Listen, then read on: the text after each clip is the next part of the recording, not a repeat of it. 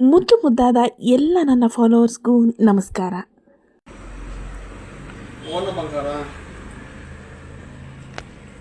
ಪಾಪ ಈ ಕಡೆ ಮುದ್ದು ಬಂಗಾರಿಗೆ ಸೊಂಟ ನೋವು ಕಮ್ಮಿ ಆಗಿಲ್ಲ. ತುಂಬ ಮನಸ್ಸಿಗೆ ನೋವಾಗ್ತಿದೆ, ಬೇಜಾರಾಗ್ತಿದೆ. ಕೆಲಸಕ್ಕೆ ಹೋಗಿ ಇಂಟ್ರೆಸ್ಟ್ ಇಲ್ಲ, ಆದರೆ ಕೆಲಸಕ್ಕೆ ಹೋಗಲೇಬೇಕಲ್ಲ. ನಾ ಸಾಯೋವರೆಗೂ ಬರೆಯಲ್ಲ ಚಿನ್ನ. ಥ್ಯಾಂಕ್ ಯು ಚಿನ್ನ, thank you. Middle class family ಜೀವನನೇ ಇಷ್ಟಲ್ವಾ? ಹುಷಾರಿಲ್ಲ ಅಂದರೂ ಕೆಲಸಕ್ಕೆ ಹೋಗಲೇಬೇಕು, ಸಂಸಾರಕ್ಕೋಸ್ಕರ ದುಡಿಲೇಬೇಕು. ಆದರೂ ಆ ನೋವಿನಲ್ಲೂ ಇರೋ ಖುಷಿನ ಅನುಭವಿಸ್ತಾನೆ ಇರ್ತಾರೆ. ಸಾಧನೆ ಮಾಡಬೇಕು ಗೊತ್ತಾ, ಜೀವನ ಮಾಡಬೇಕು, ದುಡಿಬೇಕು. ಸರಿ, ನಿನ್ನ ತಂಗಿ ಬರ್ತಾಳಂತೆ. ಪಾಪು ಡಿಸ್ಚಾರ್ಜ್ ಆಗ್ತಾ ಇದೆ. ಪಾಪ ಅವನಿಗಪ್ಪ ಹುಷಾರಿಲ್ಲ, ಸಣ್ಣ ಮುಟ್ಟಲ್ಲ. ಒಂದು ವಾರದಿಂದ ಅವನಿಗೆ ಇದಾಯ್ತು, ಹುಷಾರಿಲ್ಲ ಅವನಿಗೆ. ಅದು ಇನ್ಫೆಕ್ಷನ್ ಜಾಸ್ತಿ ಆಗಿರೋದ್ರಿಂದ ಪಾಪುಗೆ ಅಡ್ಮಿಟ್ ಮಾಡಿದ್ದೀವಿ. 2 ಡೇಸ್ ಆಯಿತು. ಇವತ್ತು ಮನೆಗೆ ಡಿಸ್ಚಾರ್ಜ್ ಆಗಿ ಬರ್ತಾ ಇದ್ದಾರೆ. ಕಂಟಿನ್ಯೂಸ್ ಆಗಿ ಇಂಜೆಕ್ಷನ್ ಇರೋದ್ರಿಂದ ಅವರು ದೊಡ್ಡಬಳ್ಳಾಪುರದಿಂದ ಓಡಾಡೋದಕ್ಕಾಗಲ್ಲ ಅಂತ ಹೇಳಿ ನಮ್ಮನೇಲೇ ಇರಿ ಅಂತ ಹೇಳಿದ್ದೀವಿ. ಅದಕ್ಕೆ ಬರ್ತಾರೆ ನೋಡ್ಕೊ ಅಂತ ಹೇಳಿ ಭರತ್ ಆಫೀಸಿಗೆ ಹೊರಡ್ತಾ ಇದ್ದಾನೆ. ಈ ಸಣ್ಣ ಗಾಡಿದೊಂದು ಪ್ರಾಬ್ಲಮ್ ಅಂದರೆ ಗಾಡಿ ಸ್ಟಾರ್ಟ್ ಆಗಲ್ಲ. ಆದರೆ ಇವತ್ತು ಸ್ಟಾರ್ಟ್ ಆಯಿತು. ಹಾಗೆ ಹೋಗಿ ನನಗೆ ಒಂದು ತೆಂಗಿನಕಾಯಿ ಮತ್ತು ಅಡುಗೆಗೆ ಬೇಕಾಗಿರೋ ಸಾಮಾನೆಲ್ಲ ಬೇಕಿತ್ತು, ಬೇಗ ತಂದುಕೊಡು ಅಂತ ಹೇಳಿದೆ. ತಂಗಿ ಬಂದರೆ ಅವ್ರ ಕಾರ್ ಇಲ್ಲಿ ನಿಲ್ಸೋಕ್ಕೆ ಹೇಳು ಅಂತ ಹೇಳ್ತಾ ಇದ್ದಾನೆ. ಸರಿ ತಂದುಕೊಡ್ತೀನಿ, ಇಲ್ಲೇ ಇರು ಅಂತ ಹೇಳಿಬಿಟ್ಟು ಭರತ್ ಹೋದ. ಸೊ ಬರ್ತಾನೆ ಬಿಡು ಅಂತ ಹೇಳಿ ಅಷ್ಟೊತ್ತವರೆಗೂ ವೆಯ್ಟ್ ಮಾಡಿ ಜಸ್ಟ್ ಇನ್ನು ಒಳಗೆ ಬಂದೆ. ಅಷ್ಟು ಬೇಗ ಭರತ್ ಬಂದು ಕೂಗ್ತಾ ಇದ್ದ. ಅದಕ್ಕೆ ಬೇಗ ಓಡೋಗಿ ಇಸ್ಕೊಂಡು ಬಂದೆ. ಆಗ ಭರತ್ ಒಂದು ಮಾತು ಹೇಳ್ದ, ಅದು ನೀವೇ ಕೇಳಿ ಏನಂತ.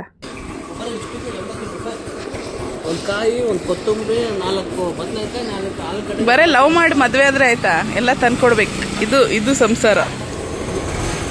ಓದಿದ್ದೀನಿ, ಕೇಳಿದ್ದೀನಿ. ಲೈಲಾ, ಮಂಜಣ್ಣ, ರೋಮಿಯೋ, ರಾಮಣ್ಣ, ದೇವದಾಸು, ಪಾರ್ವತಿ, ಕೆಂಚಪ್ಪ, ಬೋಳಮ್ಮ, ಕಾಳಮ್ಮ, ಒಂಬಳಕ ಅಂತೆಲ್ಲ ಅವರೆಲ್ಲಾ ಲವ್ ಸ್ಟೋರಿಗಳಿಗಿಂತ ಗ್ರೇಟ್ ಬಸ್ ಲವ್ ಸ್ಟೋರಿ. ನೀನು ಭರತ್ ಹೋದ ಅಂತ ಒಳಗೆ ಬಂದೆ. ಅಷ್ಟರೊಳಗೆ ನನ್ನ ನಾದ್ನಿ ಗಂಡ ಪಾಪು ಕಾರಲ್ಲಿ ಬಂದರು. ಎಲ್ಲರಿಗೂ ಏನು ಹೇಳಕ್ಕೆ ಬಯಸ್ತೀನಿ ಅಂದರೆ, ಮನೆಗೆ ಯಾರೇ ಬರಲಿ ಅವರನ್ನು ಪ್ರೀತಿಯಿಂದ, ವಿಶ್ವಾಸದಿಂದ ಅವ್ರು ಎಷ್ಟು ದಿನ ಇರ್ತಾರೋ ಅಷ್ಟು ದಿನವೂ ಕೂಡ ಒಳ್ಳೆ ರೀತಿಯಾಗಿ ನೋಡಿ ಕಳಿಸಿ. ಆಗ ನಿಮಗೆ ದೇವರು 100 ಪಟ್ಟು ಒಳ್ಳೇದು ಮಾಡ್ತಾನೆ. ಸೊ ಅದಾದಮೇಲೆ ನನ್ನ ಮನೆ ಕೆಲಸ ಸ್ಟಾರ್ಟ್ ಆಯಿತು. ಸೊ ಅವ್ರು ಸ್ವಲ್ಪ ರೆಸ್ಟ್ ಮಾಡಲಿ ಅಂತ ಹೇಳಿ ನಾನೆಲ್ಲ ರೂಮೆಲ್ಲ ಕ್ಲೀನ್ ಮಾಡ್ಕೊಂಬಿಡೋಣ. ಯಾಕಂದರೆ ಬ್ಯಾಕ್ ಪೇನ್ ಇದ್ದಿದ್ದರಿಂದ ಸ್ವಲ್ಪ ಕೆಲಸ ಡಿಲೇ ಆಗಿತ್ತು. ಸೊ ಅದಕ್ಕೆ ಎಲ್ಲ ಕೆಲಸ ಹಾಗೆ ಬಿದ್ದಿತ್ತು ಅಂತ ಹೇಳಿ ಎಲ್ಲ ಸ್ವಲ್ಪ ಬಟ್ಟೆಗಳನ್ನ ಜೋಡಿಸಿ ವಾರ್ಡ್ರೋಬ್ನ ಎಲ್ಲ ಸೆಟ್ ಮಾಡಿದೆ. ನನಗೆ ಯಾವಾಗಲೂ ಬಟ್ಟೆಗಳು ಹೀಗೆ ಕ್ಲೀನಾಗಿರಬೇಕು. ಎಲ್ಲಂದರಲ್ಲಿ ಬಟ್ಟೆಗಳು ಬಿದ್ದಿದೆ ಅಂದರೆ ನನಗೆ ಇಷ್ಟ ಆಗೋದಿಲ್ಲ. ಮೊದಲೇ ಹೇಳಿದಾಗೆ ನನಗೆ ಮನೆ ಕ್ಲೀನ್ ಇರಬೇಕು. ಮನೆ ಕ್ಲೀನ್ ಇದ್ದರೆ ಮನ್ಸು ಕ್ಲೀನಾಗಿರುತ್ತೆ, ಮನ್ಸು ಕ್ಲೀನಾಗಿದ್ದರೆ ಮೈಂಡ್ ಕ್ಲೀನಾಗಿರುತ್ತೆ. ಇದು ನನ್ನ ಪಾಲಿಸಿ. ನನಗೂ ಸ್ವಲ್ಪ ಬ್ಯಾಕ್ ಪೇನ್ ಕಮ್ಮಿ ಆಗಿದ್ದರಿಂದ ಕೆಲಸ ಸ್ಟಾರ್ಟ್ ಮಾಡಿಕೊಂಡೆ. ಈ ವಿಷಯ ಭರತ್ತಿಗೆ ಗೊತ್ತಾದರೆ ಮತ್ತೆ ಬೈತಾನೆ, ಮತ್ತೆ ಹುಷಾರಿಲ್ಲ, ಮತ್ತೆ ಕೆಲಸ ಮಾಡ್ತಾ ಇದೆಯಾ ಅಂತ. ನಮ್ಮ ಪಾಪು ನೋಡಿ ವಿಡಿಯೋ ಆನ್ ಮಾಡಿಟ್ಟಿದ್ದೆ, ಅವ್ನು ವಿಡಿಯೋ ಎತ್ಕೊಂಡು ಬಂದು ವಿಡಿಯೋ ಇಟ್ಕೊಂಡು ಅವನೇ ಓಡಾಡ್ತಾ ಇದ್ದಾನೆ. ಹಾಗೆ ನೈಟ್ ಆಯಿತು. ಪಾಪುಗೆ ಊಟ ಮಾಡಿಸ್ಕೊಂಡು ಭರತ್ತು ಟಿ ವಿ ನೋಡಿಕೊಂಡು ಊಟ ಮಾಡ್ತಾ ಇದ್ದಾನೆ. ಪಾಪು ಕೈ ನೋವಿರೋದ್ರಿಂದ ಅವ್ರ ಮಾಮ ಪಕ್ಕ ಕೂತ್ಕೊಂಡಿದ್ದಾನೆ. ಅದಕ್ಕೆ ಅವ್ರ ಮಾಮ ಕೈ ನೋವಾಗ್ತಾ ಇದೆಯಾ ಅಂತ ಕೇಳ್ತಾ ಇದ್ದಾನೆ. ಪಾಪುಗೆ ಮಾರ್ಕ್ ಫಿಲಮ್ ತುಂಬ ಇಷ್ಟ ಆಗಿರೋದ್ರಿಂದ ಪದೇ ಅದೇ ಫಿಲಮ್ನ ಹಾಕ್ಕೊಂಡು ನೋಡ್ತಾ ಇದ್ದಾನೆ. ನೋಡಲಿ, ಯಾಕಂದರೆ ಪಾಪ ಅವನಿಗೆ ಹುಷಾರಿಲ್ಲ.